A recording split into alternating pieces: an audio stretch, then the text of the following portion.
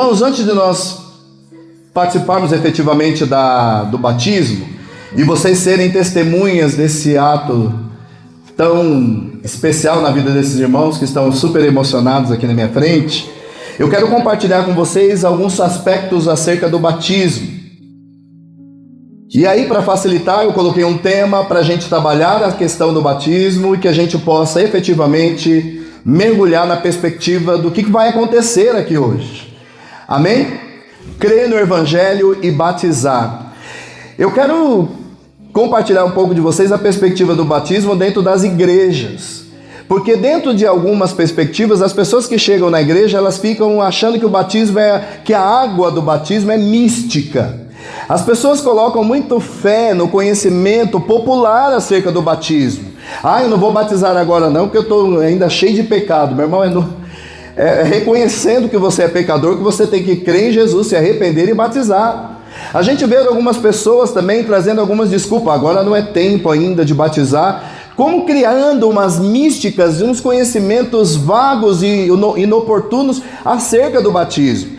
Mas Jesus foi espetacular, Jesus foi tremendo acerca do batismo, porque ele diz algo muito simples sobre o batismo. E hoje eu quero declarar para vocês que o batismo, ele precede apenas uma coisa, precede o batismo: o confiar. Eu ouvi a palavra, confiei na palavra, comecei a entender quem eu sou em Deus, quais são as minhas práticas, o que eu preciso fazer, eu assimilei, aí vem o crer. E aí eu me batizo. Então, a ideia de crer no Evangelho é o que precede o batismo. O que eu preciso então para ser batizado, pastor Jonas? Crer no Evangelho. A palavra foi anunciada por alguém que Deus transformou. Alguém chegou até você que já foi transformado por esta palavra. Esta pessoa te disse alguma coisa acerca da palavra. E há pessoas que não pregam o Evangelho em palavras. Tem pessoas que pregam o Evangelho em atitude. Tem gente que olha para algumas pessoas e diz: eu quero ser como essa pessoa, eu quero que a minha vida tenha as mesmas experiências dessa pessoa. Então o que é necessário e fundamental para o batismo? Crer naquilo que você ouviu. E o que você ouve é uma boa nova, é o Evangelho, é aquilo que foi pregado. Eu quero compartilhar com vocês então alguns termos. O batismo é fruto da confiança no Evangelho, porque crer não é apenas aceitar intelectualmente, mas confiar plenamente em Cristo. Tem gente que está querendo crer de uma forma tangível, tocável. Tem gente que está esperando um anjo celestial vir na frente dele e dizer: está na hora de você se arrepender, está na hora de você entregar a tua vida. Tem gente esperando experiências tangíveis, tocáveis ou fisiológicas. Eu primeiro preciso ser curado, primeiro eu preciso casar, primeiro eu preciso que o meu esposo aceite Jesus. Então as pessoas vão colocando algumas coisas como pré-requisitos para o batismo. E Jesus está falando: quem crer e for batizado é que será salvo. Então a única coisa que vem antes do batismo é o crer, é a perspectiva da confiança. Eu ouvi o Evangelho anunciado por Jesus Cristo, as boas novas que Ele está trazendo, eu acredito nessas boas novas, eu dou crédito. Por isso que Paulo fala: quem deu crédito à palavra do Senhor? Meu irmão, nós como seres humanos, nós temos uma relutância muito grande de aceitar o Evangelho. Haja vista como a igreja tem uma rotatividade muito grande de pessoas. Às vezes a gente chega como a história do semeador. A semente caiu numa terra rasa. A pessoa tem um pouco de experiência e já não quer mais saber de Jesus. Porque a nossa inclinação humana para os desejos da nossa própria vontade, da nossa carne, do nosso bem-prazer, sempre vem em primeiro lugar. A gente vê a relutância das pessoas em ouvir um verdadeiro Evangelho, e esse Evangelho vai produzir na minha vida uma mudança radical, efetiva. Meu irmão, é muito interessante algumas pessoas mistificarem demais o batismo. Tem gente que acha que vai batizar e vai virar, sei lá, um ser de outro planeta. Que ele falou, tem gente até que fala para mim: pastor, é pecado ouvir música do mundo? Eu falo: mas existe música de Marte? Da Lua? Toda música que toca aqui no mundo é do mundo. A diferença é que a música que nós cantamos na igreja é para Deus. Porque a música do mundo é para a sofrência, né? Você vai lá ouvir uma música, se você já está sofrendo, você vai morrer. Porque fala assim: ai, Eu perdi ela, ela me perdeu. Né? Tem uns melancólicos que tá lá, né? Você vê assim, eu perdi ele. Aí fala que levou chifre. Aí fala que foi deixado para trás. Então a gente vê umas músicas que têm outra finalidade. Quando a gente fala de música dentro da perspectiva cristã, nós estamos falando de uma música que traz uma história. Essa música, por exemplo, que nós cantamos por último, plano para salvar, pacto para selar, é uma história. Silêncio no céu, resgate e salvação. E aí, nós vamos vendo uma história. E aí a gente vai vendo uma transformação na história. Eu era de um jeito, mas quando encontrei Jesus eu vou sendo transformado. Há uma história perfeita que Ele traçou para que eu não me perca. O pecado nos faz nos perder, porque o pecado coloca cada um de nós no centro da nossa própria vontade, quando na verdade nós precisamos estar no centro da vontade de Deus. Tem gente que ainda acredita que aquilo que você quer é muito importante, mais importante do que aquilo que Deus quer. E aí vem o Evangelho e fala, não, Deus tem um plano de resgate e salvação para a tua vida. Tremendo, tremendo isso. Marcos 16. Jesus foi crucificado, Jesus morreu e Jesus ressuscitou. Este é o contexto desta história. Jesus ressuscitou. Ele aparece a Madalena, aquela mulher que Jesus tinha expulsado 7 demônios. Essa mulher corre para avisar para as pessoas que Jesus ressuscitou. Eles acreditaram? Não. Aí Jesus encontra 2 servos no caminho. Depois da sua ressurreição, ele fala... Ressurreto estou, vindo os mortos. Os 2 correm para avisar para os discípulos acreditaram? Não. Aí Jesus aproveita o momento que eles estão todos reunidos. Qual é o momento que eles estão reunidos? Hora da comida. Todos na mesa, né, pastora Célia? Estão lá, ó, todos na mesa. Aí Jesus chega, vocês não estão acreditando? Todo mundo, uai, Jesus ressuscitou? E aí Jesus fala, sim, e eu tenho uma ordem para vocês. Qual é a ordem? Esse é o contexto. Capítulo 16, versículo 9. Quando Jesus ressuscitou na madrugada do primeiro dia da semana, apareceu primeiramente a Maria Madalena, de quem havia expulsado 7 demônios. Ele foi e contou aos que ele tinha estado, eles estavam lamentando e chorando. Quando ouviram que Jesus estava vivo e fora visto por ela, não creram. Depois Jesus apareceu noutra forma, e 2 deles, estando eles a caminho no campo, voltaram e relataram isso aos outros, mas também neles não creram. É mais ou menos o que está acontecendo hoje. O evangelho é pregado e as pessoas não creem. As pessoas não creem. Elas querem ver Jesus com suas mãos feridas para crer. Mais tarde, Jesus apareceu aos 11 enquanto eles comiam. Censurou-lhes a incredulidade e a dureza de coração, porque não acreditaram nos que tinham visto depois de ressurreto. E disse-lhes, olha o tema da palavra que Jesus traz quando encontra os discípulos. Levanta daí, vão pelo mundo todo e preguem o evangelho a todas as pessoas. Homem, mulher, jovens, adultos, crianças, os que estão perto, os que estão distantes, levem as boas novas. E estes sinais acompanharão aos que crerem. Em meu nome expulsarão demônios, falarão novas línguas, pegarão em serpentes, e se beberem algum veneno mortal, não lhes fará mal nenhum. Imporão a mão sobre os doentes e eles ficarão curados. Depois de ter-lhes falado, o Senhor Jesus foi elevado aos céus e assentou-se à direita de Deus. Então os discípulos saíram, pregaram por toda parte, e o Senhor cooperava com eles, confirmando-lhes a palavra com sinais que acompanhavam. É isso, irmãos. Jesus falou, vão por todo mundo e leve o evangelho a toda criatura, e aquele que crer e for batizado será salvo. Então a única coisa que precede o batismo, a única coisa que vem antes do batismo, não é o conformismo, não é o encontro, não é o arrepio, é o crer. Você assimilou a palavra, você creu, você se arrependeu e entregou a sua vida. Batizar-se significa uma nova vida, é o sepultamento. Por isso que vocês vão ver esses irmãos mergulharem. Eu vou deitá-los, é o símbolo da morte para a vida que eles têm levado até hoje, é o símbolo da morte. Eles serão sepultados nessa água que vai simbolizar essa morte para o pecado. E quando eles levantarem, aí sim é o símbolo de uma nova vida com Cristo. Aí sim eles poderão dizer que eles nasceram de novo no espiritual. É aquilo que o mestre lá, o Nicodemos, o doutor da lei, ele falou: mas como que um homem pode nascer de novo, já sendo velho? Ninguém pode entrar no reino dos céus, disse Jesus, a não ser que nasça da água e do Espírito. Então o nascer de novo, Jesus está falando, é voltar-se para Deus. E eu quero trazer alguns aspectos.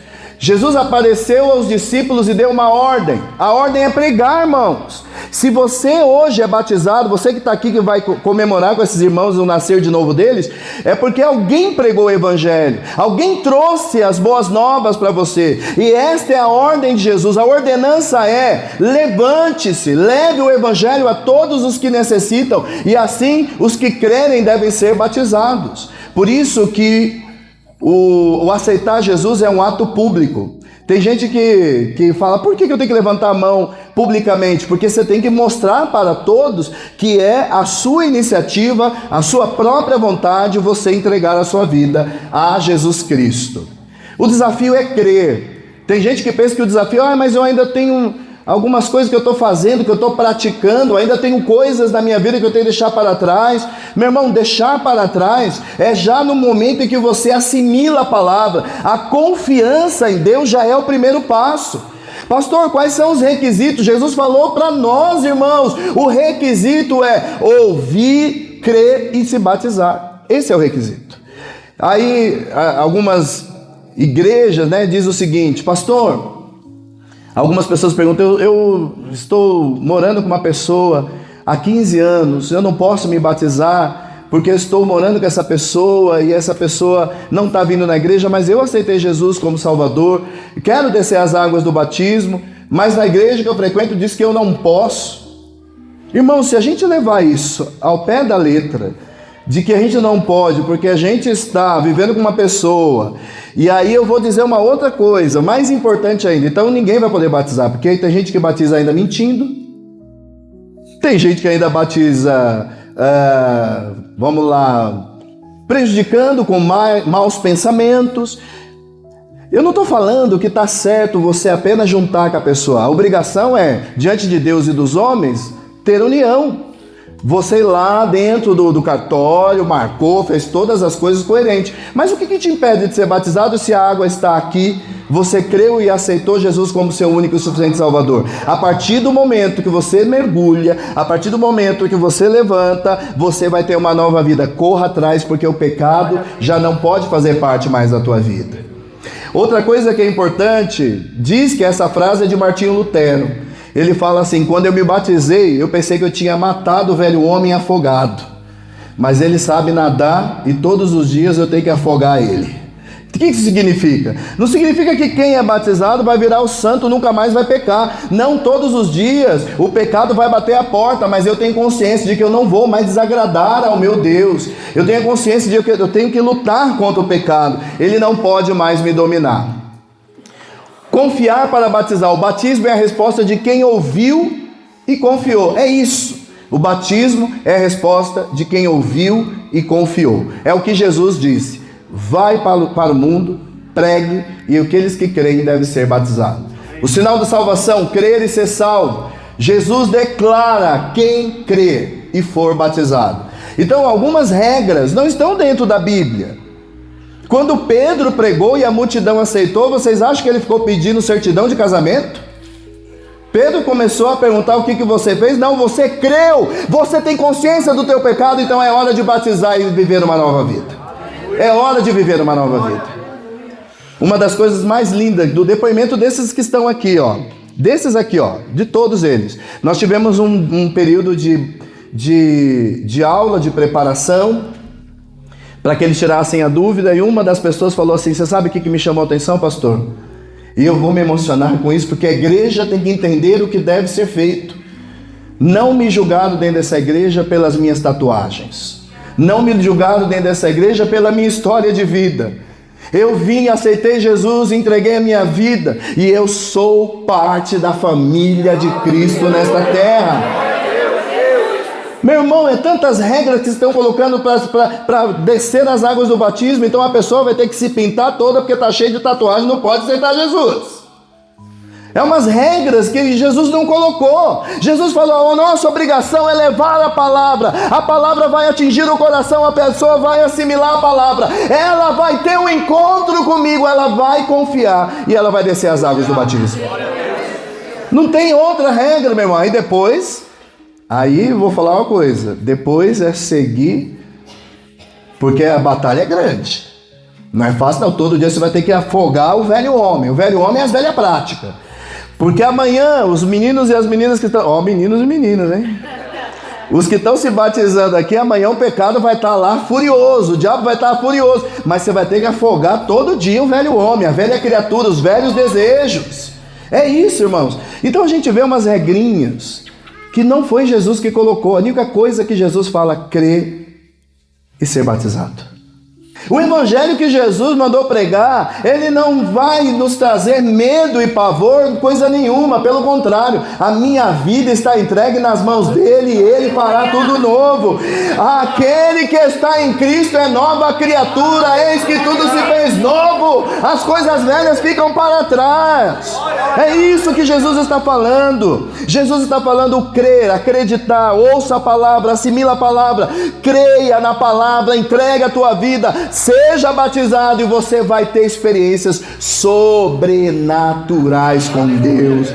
E é um tal de colocar uns empecilhos para as pessoas servirem a Deus. Confiar, chamado a decisão. O que Jesus está chamando? Confiar plenamente, vencer a resistência natural. O que o homem não quer é entregar a vida para Deus. Tem pessoas que é muito resistente ao evangelho. O Senhor está falando lá em Apocalipse 3:20 à igreja: eis que estou à porta e bato, se você abrir, eu entro. Jesus é diferente do diabo. O diabo ele não pede licença, ele não bate na porta, ele arromba a porta, ele quebra a porta e ele arrasa a vida das pessoas. Jesus é um gentleman, ele está dizendo: deixa eu entrar que haverá vida. Você vai desfrutar uma nova vida, Receber o batismo como ato de fé e obediência. Não há batismo verdadeiro sem confiança no Evangelho. Confiar no Evangelho é o único critério. Aceitar Jesus como seu único e suficiente Salvador é o único critério. Olha o povo bonito que vai se batizar. Vem cá, pode subir. E vocês agradeçam a Deus a tecnologia, o conhecimento, porque na minha época não tinha água aquecida. Mais ou menos. Né? Olha, irmãos, eu tô com 47, aceitei Jesus com 9, me batizei com 11, naquela época não tinha água aquecida. Cada um que está aqui foi uma vitória na vida de uma família. Cada um que está aqui foi um passo, uma luta muito grande, uma conquista muito grande. Quando a gente olha para o William ali, quando a Dai aceitou Jesus, a Dai chorava e falava, era 10 palavras, 9 era ora pelo William. Ela chorava 9, das 10 palavras, 9 o William tem que vir para a igreja. Porque o William, para honra e glória do Senhor Jesus, está aqui, ó. Sabe por quê? Aquele que encontrou Jesus, encontrou uma nova vida, quer também que Jesus pertença, faça parte da nova vida das pessoas que fazem parte da nossa família. Está aqui cada um com a sua história, cada um que levantou a sua mão no momento oportuno em que ouviu a palavra e creu. Nós queremos dizer que a obra do Senhor é perfeita na vida de cada um de vocês. Não existe barreira, não existe impedimento, existe apenas a vontade soberana do Senhor, que o plano perfeito de amor e salvação do nosso Deus se cumpra na vida de vocês. O amor é o que lança fora o medo. Assim que o Senhor venha escrever uma nova história, Deus tem essa perícia, Deus tem essa competência, trazer aos teus filhos uma nova história. Eis que tudo se fará novo, as coisas velhas ficarão para trás. O Senhor é Deus e nós cremos no propósito na vida de cada um de vocês. Em nome do Pai, do Filho e do Espírito Santo de Deus. Amém?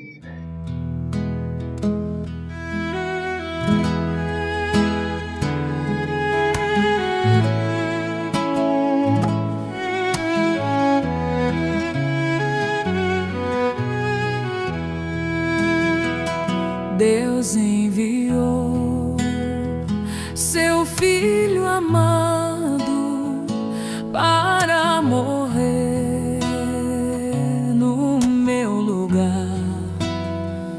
Na cruz pagou por meus pecados, mas o sepulcro vazio está, porque Ele vive, porque Ele vive. Eu posso crer no amanhã, porque Ele vive. Temor não há, mas eu bem sei que o meu futuro está nas mãos do meu Jesus, que vivo está. Um dia eu vou cruzar os rios e verei então um céu de luz, e verei que lá em plena glória, vitorioso, vive e reina o meu Jesus.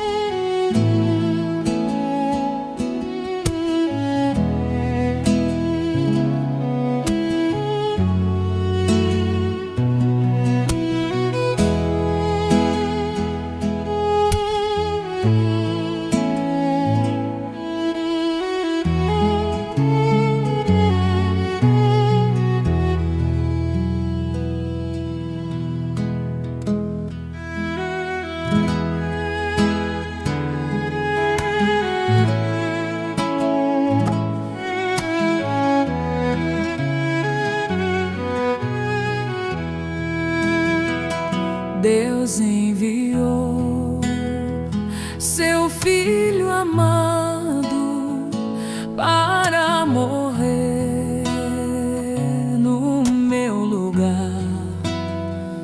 Na cruz pagou por meus pecados, mas o sepulcro vazio está, porque Ele vive, porque Ele vive. Eu posso crer no amanhã, porque Ele vive. Temor não há, mas eu bem sei que o meu futuro está nas mãos do meu Jesus, que vivo está.